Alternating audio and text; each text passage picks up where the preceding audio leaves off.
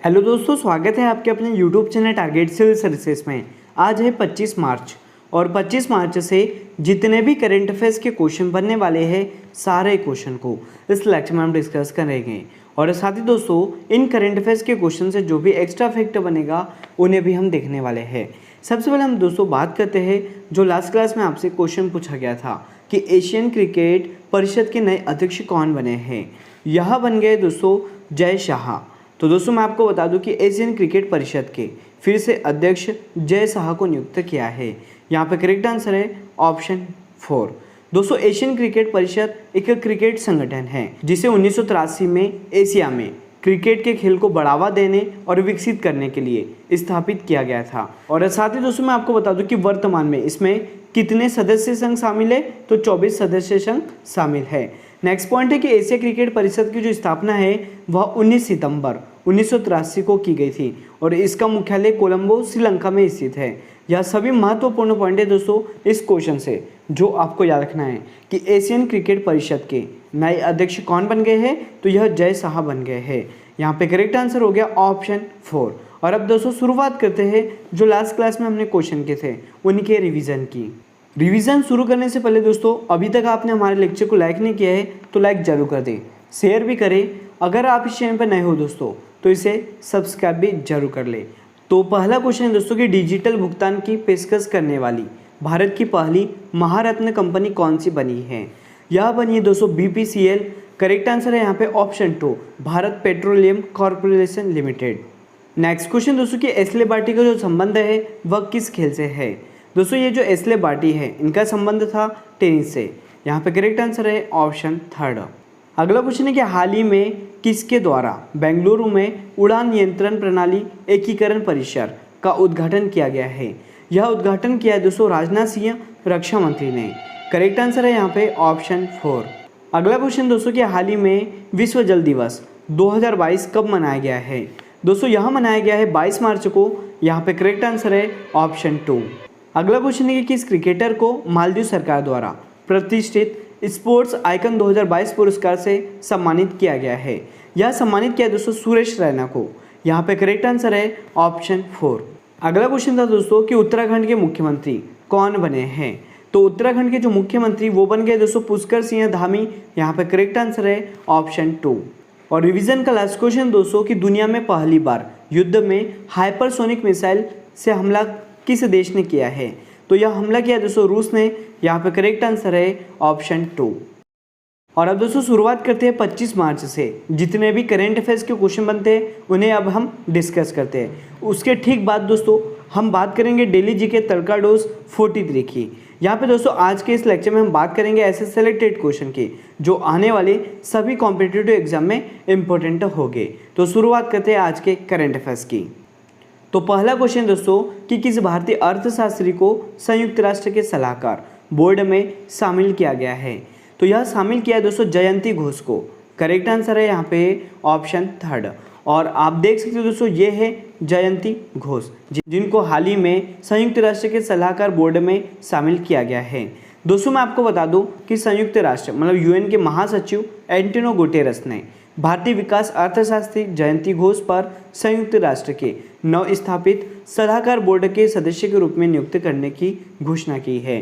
दोस्तों मैं आपको बता दूं कि ये जो जयंती घोष है यह मैसाचुसेट्स एम्स्टर्ड विश्वविद्यालय में प्रोफेसर है और वह पहले अर्थशास्त्र के प्रोफेसर और centre for economic studies and planning school of social sciences Jawaharlal Nehru विश्वविद्यालय की अध्यक्ष थी।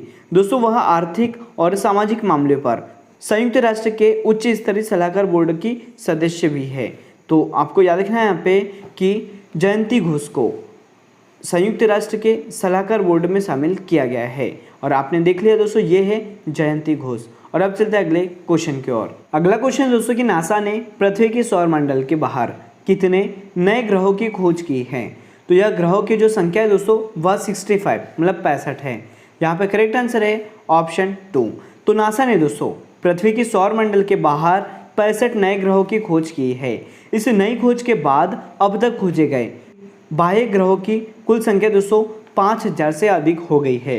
इनमें से कुछ खोजे गए ग्रह पृथ्वी जैसे है। खगोलविदों के मुताबिक दोस्तों मिल्की वे गैलेक्सी ऐसे अरबों ग्रहों का घर है और अंतरिक्ष में इतनी सारी आकाशगंगाएं मौजूद है। तो आपको याद रखना है कि नासा ने जो पृथ्वी के सौरमंडल के बाहर कितने ग्रह खोजे हैं, तो 265 नए ग्रह खोजे हैं। यहाँ पे हम दोस्तों बात कर रहे हैं नासा की फुल फॉर्म की, तो यह है दोस्तों नेशनल एरोनॉटिक्स स्पेस एजेंसी।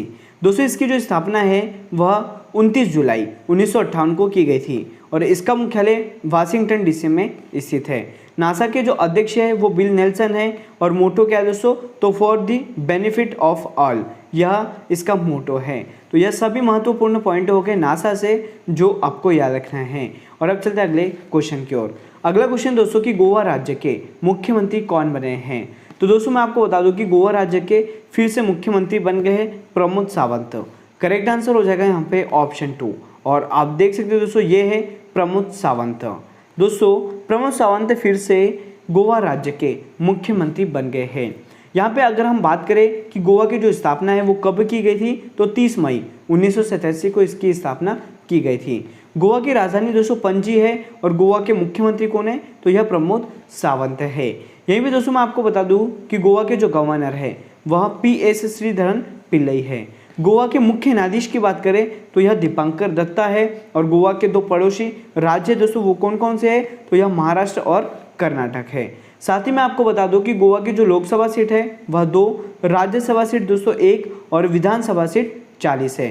तो यह सभी महत्वपूर्ण पॉइंट है गोवा राज्य से जो आपको याद रखना है। गोवा राज्य के दोस्तों फिर से मुख्यमंत्री कौन बन गए हैं, तो यह प्रमोद सावंत बन गए हैं। और अब चलते हैं अगले क्वेश्चन की ओर। और आपके लिए अगला क्वेश्चन दोस्तों कि स्पोर्ट्समैन ऑफ द ईयर 2022 का जो पुरस्कार है वह किसने जीता है। इस पुरस्कार को जीत लिया दोस्तों नीरज चोपड़ा ने। करेक्ट आंसर है यहाँ पे ऑप्शन 2। और आप देख सकते हो दोस्तों गोल्डमैन नीरज चोपड़ा। दोस्तों मैं आपको बता दूं कि ये जो नीरज चोपड़ा है इन्होंने टोक्यो ओलंपिक 2020 में गोल्ड मेडल जीता था और इनका जो संबंध है वो किससे है, भाला फेंक मतलब जेवलिन थ्रो से है। दोस्तों नीरज चोपड़ा ने 2022 स्पोर्ट्स स्टार एसेस अवार्ड में प्रतिष्ठित स्पोर्ट्समैन ऑफ द ईयर पुरस्कार 2022 जीता है। नीरज चोपड़ा का जो संबंध है वो किससे है दोस्तों, ये मैंने आपको बता दिया भाला फेंक से है। वहीं दोस्तों महिला वर्ग में मीराबाई चानू ने sports women of the year 2022 का पुरस्कार अपने नाम किया है और इनका जो संबंध है वो भारोत्तोलन खेल से है। तो यह सभी महत्वपूर्ण पॉइंट है इस क्वेश्चन से जो आपको याद रखना है। और अब चलते हैं अगले क्वेश्चन की ओर। और आपके लिए अगला क्वेश्चन दोस्तों कि विश्व मौसम विज्ञान दिवस 2022 कब मनाया गया है।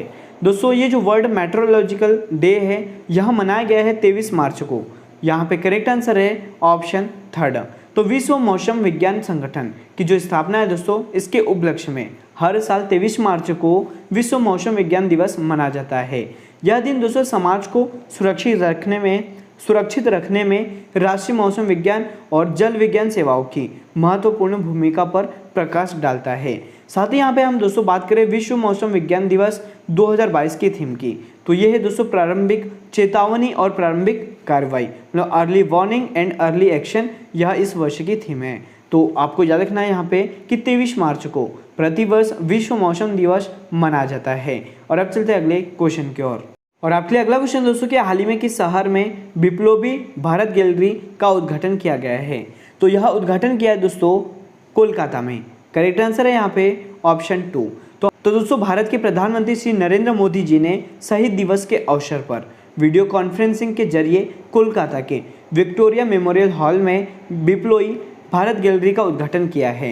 यह गैलरी दोस्तों स्वतंत्र संग्राम में क्रांतिकारियों के योगदान और ब्रिटिश औपनिवेशिक शासन के प्रति उनके प्रतिरोध को प्रदर्शित करती है। यह क्रांतिकारी आंदोलन के जन्म, क्रांतिकारी नेताओं द्वारा संघों के गठन और आंदोलन के प्रसार और भारतीय राष्ट्रीय सेना के गठन, नौसेना विद्रोह के योगदान आदि को प्रदर्शित करती है। तो दोस्तों आपको याद रखना है कि कोलकाता शहर में विप्लवी भारत गैलरी का उद्घाटन किया गया है। यहाँ पे करेक्ट आंसर हो गया ऑप्शन 2। और अब चलते हैं अगले क्वेश्चन की ओर। और आपके लिए अगला क्वेश्चन दोस्तों कि इंडियन सुपर लीग 2021-22 का खिताब किसने जीता है। दोस्तों इस खिताब को जीत लिया है, करेक्ट आंसर है यहाँ पे ऑप्शन 2। तो हैदराबाद एफसी ने दोस्तों इंडियन सुपर लीग मतलब ISL 2021-22 का खिताब जीत लिया है। हैदराबाद एफसी ने दोस्तों फाइनल मुकाबले में हैदराबाद एफसी ने केरला ब्लास्टर को पेनल्टी शूटआउट में 3-1 से हराकर यह खिताब अपने नाम किया है। दोस्तों यह कौन सा संस्करण आयोजित किया जा रहा है? तो 8वां संस्करण आयोजित किया जा रहा है। तो आपको याद रखना है कि इंडियन सुपर लीग 2021-22 का खिताब किसने जीत लिया है? हैदराबाद एफसी ने जीत लिया है। यहीं पे उपविजेता टीम कौन सी रही है दोस्तों? तो यह केरला ब्लास्टर्स रही है। और अब चलते हैं दोस्तों आज के लास्ट क्वेश्चन की ओर। और आज का लास्ट क्वेश्चन दोस्तों कि विश्व टीबी दिवस मतलब वर्ल्ड टीबी डे निम्न में से किस दिन मनाया जाता है? दोस्तों यह प्रतिवर्ष मनाया जाता है 24 मार्च को।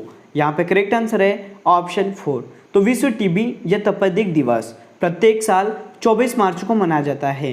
विश्व टीबी दिवस दोस्तों का उद्देश्य अगर हम बात करें यहाँ पे तो टीबी को लेकर लोगों को जागरूक करने के साथ साथ इसकी रोकथाम करने से है। साथ ही मैं आपको बता दूं कि इस जो साल है 2022 इसकी थीम क्या रही है दोस्तों? तो invest to end TB save lives, यह इस वर्ष की थीम रही है। तो आपको याद रखना है कि 24 मार्च को प्रतिवर्ष दोस्तों वर्ल्ड टीबी डे के रूप में मनाया जाता है। और अब दोस्तों बात करते हैं आज के डेली जीके तड़का डोज 40। और अब दोस्तों बात करते हैं आज के डेली जीके तड़का डोज 43 की। दोस्तों ये जो डेली जीके तड़का डोज है यहाँ पे हम ऐसा सेलेक्टेड क्वेश्चन करते हैं जो इंडिया में आने वाले सभी कॉम्पिटिटिव एग्जाम जैसे कि SSC, bank, railway, NTPC, group D और मुख्य परीक्षा में पूछे जा सकते हैं। तो दोस्तों शुरुआत करते हैं आज के पहले क्वेश्चन की। तो भारत का जो महान्यायवादी है वह किसके द्वारा नियुक्त किया जाता है? दोस्तों ये जो अटॉर्नी जनरल होता है इसे नियुक्त किया जाता है राष्ट्रपति के द्वारा। तो यहाँ पे याद रखना आपको कि भारत का जो महान्यायवादी है उसे किसके द्वारा नियुक्त किया जाता है? तो प्रेसिडेंट के द्वारा नियुक्त किया जाता है। नेक्स्ट क्वेश्चन दोस्तों कि भारत की संविधान सभा की स्थापना किस योजना के तहत हुई थी? तो दोस्तों मैं आपको बता दूं कि भारत की जो संविधान सभा की स्थापना है यह हुई थी कैबिनेट मिशन योजना के तहत। नेक्स्ट क्वेश्चन दोस्तों कि स्वतंत्र भारत के पहले विदेश मंत्री कौन थे? तो यह थे दोस्तों पंडित जवाहरलाल नेहरू। याद रखना आपने कि स्वतंत्र भारत के पहले विदेश मंत्री कौन थे? तो यह पंडित जवाहरलाल नेहरू थे। अगला क्वेश्चन दोस्तों कि ऊष्मागतिकी का प्रथम नियम किस अवधारणा की पुष्टि करता है? तो यह अवधारणा दोस्तों ऊर्जा संरक्षण की पुष्टि करता है। और नेक्स्ट क्वेश्चन देख लेते हैं कि मछलियों के यकृत तेल में किसकी प्रचुरता होती है? तो इसमें प्रचुरता होती है दोस्तों विटामिन डी की। याद रखना किसकी? विटामिन डी की। नेक्स्ट क्वेश्चन दोस्तों कि उनका जो सबसे ज़्यादा उत्पादन करने वाला देश कौन सा है? तो यह दोस्तों ऑस्ट्रेलिया है। याद रखना आपको कि उनका जो सबसे ज़्यादा उत्पादन करने वाला देश कौन सा है? तो यह ऑस्ट्रेलिया है। नेक्स्ट क्वेश्चन दोस्तों कि गैस इंजन की जो खोज है वह किसने की थी? तो गैस इंजन की जो खोज है दोस्तों वह डैमलर ने की थी। अगला क्वेश्चन दोस्तों कि किस देश को मध्य रात्रि के सूर्य का देश कहा जाता है? तो यह कहा जाता है दोस्तों नॉर्वे को। याद रखना आपको कि नॉर्वे देश को मध्य रात्रि के सूर्य का देश कहा जाता है। अगला क्वेश्चन दोस्तों कि बेंजीन की जो खोज है वह किसने की थी? तो बेंजीन की जो खोज है दोस्तों वह माइकल फैराडे ने की थी, ये आपको याद रखना है। और आज का डेली जी के तड़का डोज का लास्ट डोज है कि पार्लियामेंटो सुधार बिल किस वर्ष पारित किया गया था? तो दोस्तों इसे पारित किया गया था 1909 में। तो याद रखना यहाँ पे करेक्ट आंसर है 1909। और अब दोस्तों बात करते हैं आज के क्वेश्चन ऑफ द डे की, जिसका जवाब आपको कमेंट सेक्शन में देना है। और अभी तक भी दोस्तों आपने हमारे लेक्चर को लाइक नहीं किया है तो लाइक जरूर करें, शेयर भी करें और दोस्तों कमेंट में जरूर बताएं कि आपको हमारी मेहनत और आपको हमारा लेक्चर कैसा लगता है। आज का जो क्वेश्चन है वो है कि टाटा कंसल्टेंसी सर्विसेज मतलब TCS के नए MD और CEO कौन बने हैं? इसका सही जवाब आपको कमेंट सेक्शन में देना है। दोस्तों आज का लेक्चर यहीं पर एंड होता है। अगर आपको हमारा लेक्चर और आपको हमारी मेहनत अच्छी लगती हो तो इसे लाइक जरूर करें, शेयर भी करें। अगर आप इस चैनल पर नए हो तो इसे सब्सक्राइब भी जरूर करें। Thank you so much guys for watching this video. Bye bye, take care.